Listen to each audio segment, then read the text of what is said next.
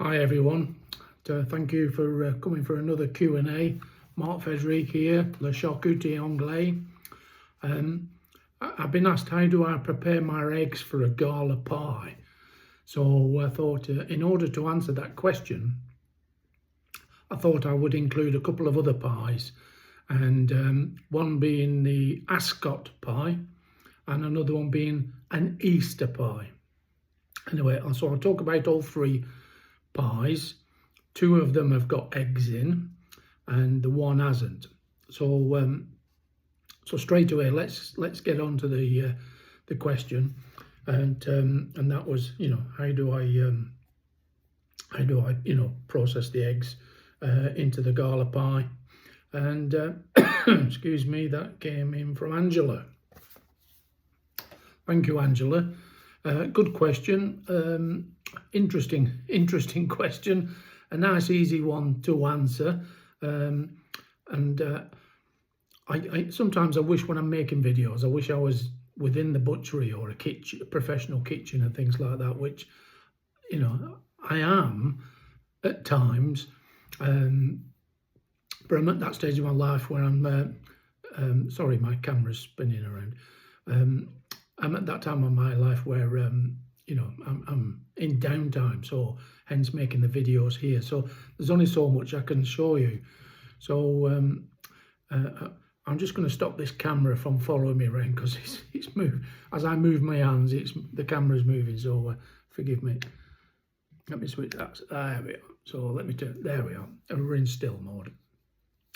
That's what you get when you buy new toys and play around with them, isn't it? And so anyway, yeah, gala pie. How do I prep the eggs for gala pie? Well, for a gala pie, just let me cover that. We use hot water pastry normally, okay? And then you need a suitable container, and that's normally in the form of a long tureen, or like a bread tin, a loaf tin, okay? Any of those will do. I've got a couple of examples here I can show you. So I've got these here. There's three here, but I'll get them out one at a time. I've got a small, very solid, heavy, bit of dust in there. Tureen there, metal tureen. It's a cracker, this one. Works really well, and it's a nice size. So that's that's a good one to use, or similar. Like I said, bread tins will do. And then I've got this aluminium one, which I've had for many years. Again, a larger size. It's just for my liking, it's just not quite deep enough. When you want to get the egg version, gala pie into that one. That smaller tin's okay. And then you've got this, which I quite like. Again, it's not really deep enough, but just to give you an idea what I play around with sometimes, because the shape on this one's lovely. It's got beautiful rounded corners, and you've got this spring form attachment, so you can take it away without your pastry collapsing and things like that, which is really, really cool, like, to get your pie out without damaging it. But let me sorry, just putting those to one side out the way. So yeah, so you're working on hot water pastry, and for a gala pie it's normally a tin like I've just shown you. And you need a force meat, so whatever force meat you settle on. And for gala pies, I quite like a Lincolnshire sausage mix in mine, with a little bit of sage in. But you can choose whatever mix that you like, whatever force meat you like. And then you place it in your tin, like in a U shape, if you're looking at it from the end. So if you're looking at it from this way, you want a U shape. Shape your force meat in a U shape. So at both ends, you want it to be clear. You want to be able to see the tin. So you definitely got a U shape. And if need be, get a dessert spoon and just press down on the meat and go and travel down, just press down. And that'll just put like a bit of an indentation in your force meat for somewhere for your eggs to sit in. And here I've just boiled some eggs up just to demonstrate what I'm trying to get across. I thought at least I can do that if I'm not in a pro kitchen or in a butchery, etc. So boiled eggs, and then you'll notice these eggs, all of them, all the yolk is at one end. So which is telling me a couple of things. The eggs are not fresh, or not as fresh as I'd like them to be. And they've been sat on a shelf for too long. So they've all been in their boxes like this, okay? And so the suspension of the yolk has fallen and dropped down towards the bottom of the eggs, okay? So if you're getting into Gala pie making, tip I can give you is turn your eggs upside down the night before. That will allow the yolk to suspend itself back in the centre of the egg, if you like. All right, so anyway, that's, this is what I was working with today. And I, albeit I'm giving you the good advice, I never followed it myself yesterday, last night. Mind you, I only thought about making this video this morning after seeing the question.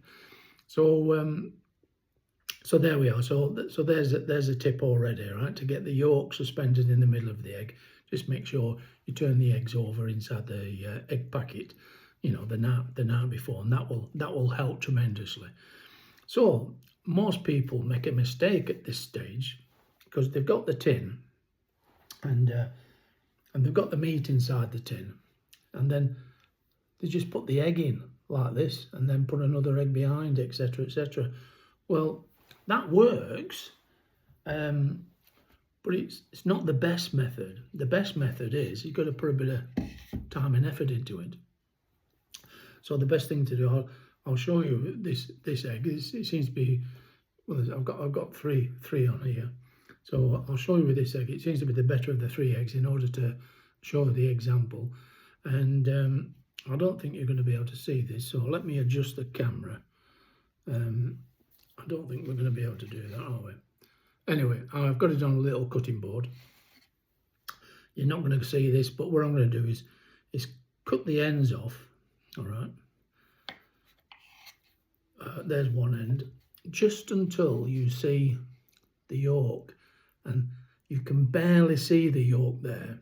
So I could go another millimetre or 2, all right? So let's see how I get on there.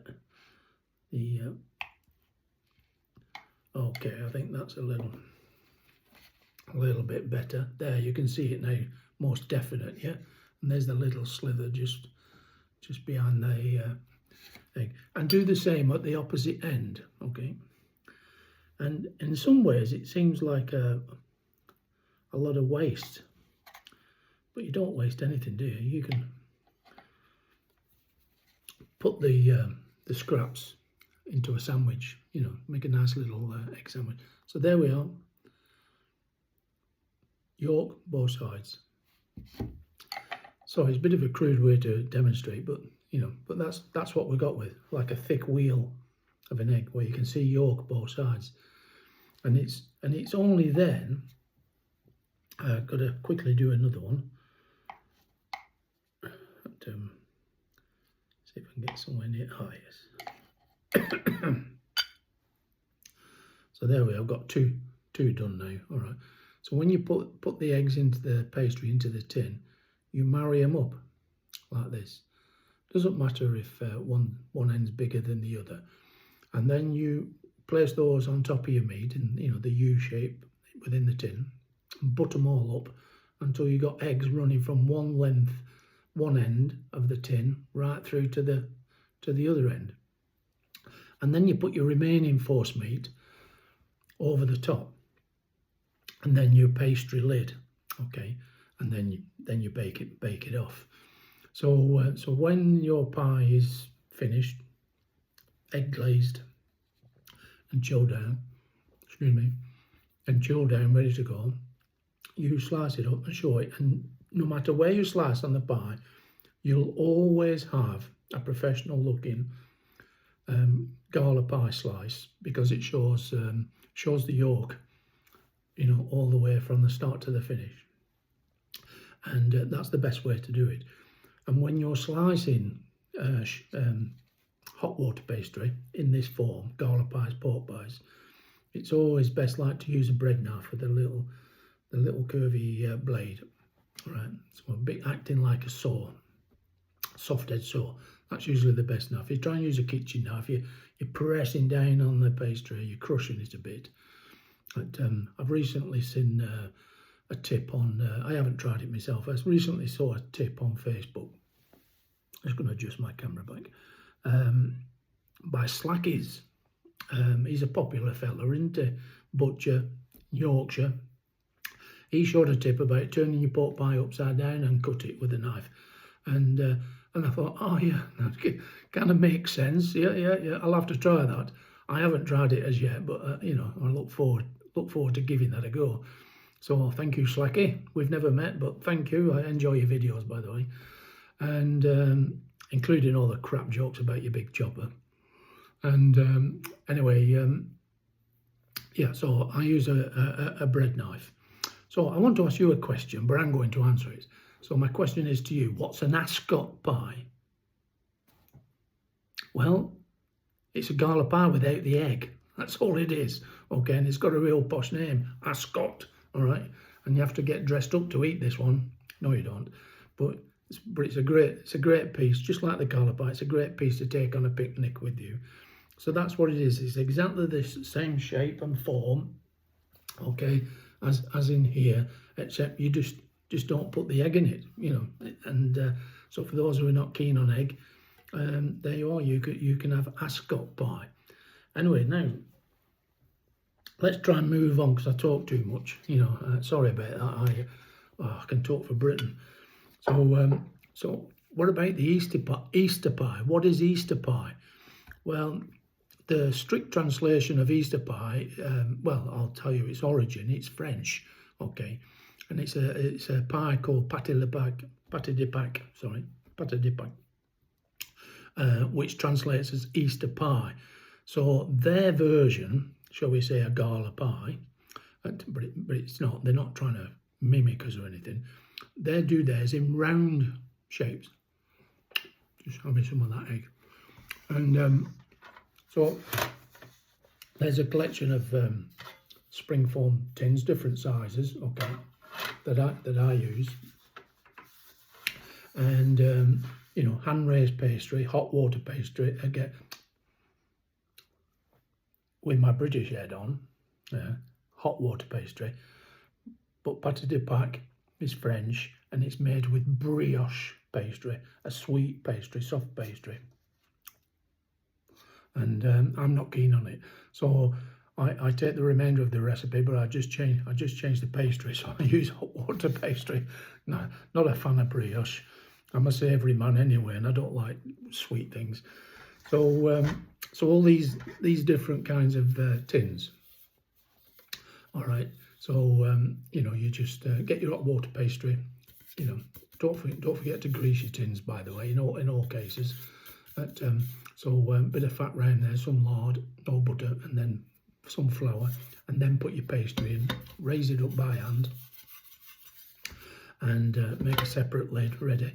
And then what you do with this one, you'd have to use quail eggs, but the larger ones, this is just a medium one, and the larger ones, you cut your egg in half lengthways. So I'm going to do that with the remaining egg I've got here. So forgive me. So I've just done that off camera. So it's just, you know, basically what I've just said. That's crumbling away. That's the problem you get with having York down at the bottom end when they've been sat in their packets too long. So cut in half just like that, and then you turn them upside down, flat side down, and you make a clock face, okay, all the way around the tin. Here's the largest one, you know. Crikey, it's bigger than my head. So and you just, you know, 12 o'clock, 6 o'clock, 9 o'clock, 3 o'clock, and then fill in the gaps. All right. So that way you've got attractive looking pie with the half an egg flat side down on top of the force meat you've chosen, and then put your lid, your pastry lid on top of that, and you'll see the humps where the eggs are, which is really cool, because once the pie is finished, you know, been baked off, egg glazed, rebaked, you know, finished off, etc., and chilled down, you can slice into this, and the humps of where the eggs are give you the perfect shape for wedges, taking wedges out. So a bit like cutting a cake, you know. So if you want to serve up portions of Easter pie or pate de Pâques, you could give it another name if you wish, but that's the way to do it. And all these look absolutely super on a, you know, on a deli counter, and they're great for, you know, especially for picnic food. We're in autumn now, so we're past picnic stage, but still, we use these pies festively also. Of course, in Britain we use pork pies on a daily basis, regardless what time of year it is. And but these, you know, these are the pies. You know, you can use them as festive pies and fetch out the recipe for certain occasions. You know, Christmas being one of them, of course. Very popular. You'll sell loads for Christmas for sure. And then there's Thanksgiving. You can throw them in there, and then Easter when it comes around, you can do these round ones. So lots of you know, lots of variations. You can use different eggs, and if your tin's a bit shallow, you know, try and choose a smaller egg so you can just get the depth, because you want the egg to be like dead centre of the meat. But if you've got the right height and depth of baking tins, like a loaf tin probably would have the right height, then you can get an even level of meat, egg, meat, pastry top, and it all looks uniform and quite good when you know, looks pretty cool when you slice it up and serve it. So yeah, there we are. So there's a little bit on Gala pies. I hope it answers the question on how to form the eggs. Only what it leaves for me to do now is, excuse me, is get eating. Don't forget to go down the link and buy me a coffee. All right, till the next time. Toodaloo.